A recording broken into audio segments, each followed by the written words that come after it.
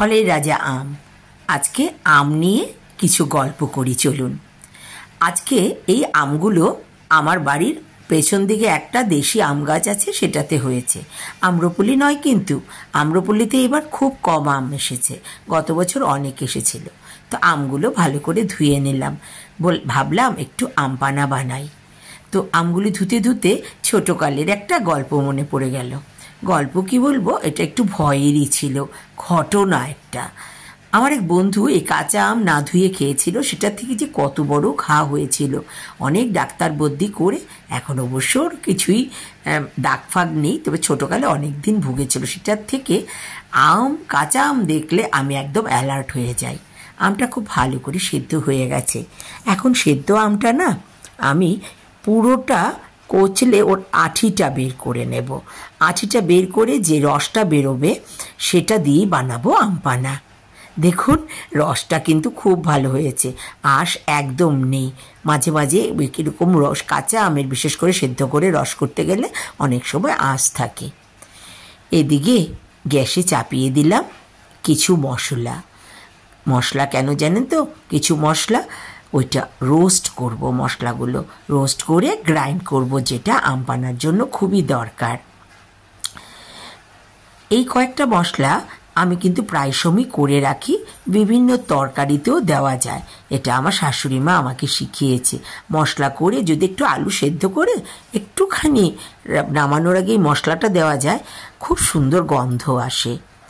এই মশলাটা রোস্ট করে এটাকে গ্রাইন্ড করে দেব পুরোটা। একটু বেশি করেই করছি আম পানার জন্য আর ঘরের জন্য। একটা বড় কাপ নিলাম, মগ যাকে বলে, সেটাতে 1.5 কাপ, আর এখানে 1 কাপ চিনি। এই দুটো রেশোতে আমি একটু চিনির শিরা বানিয়ে নিচ্ছি। শিরা বানাতে গেলে তো আমরা সবাই জানি, শিরা যখনই হাতের মধ্যে একটু চেটচেট করবে তার মানে শিরা হয়ে গেছে।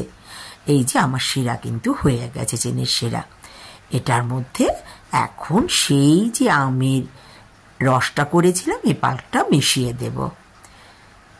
এখন এটা মিশিয়ে দিচ্ছি।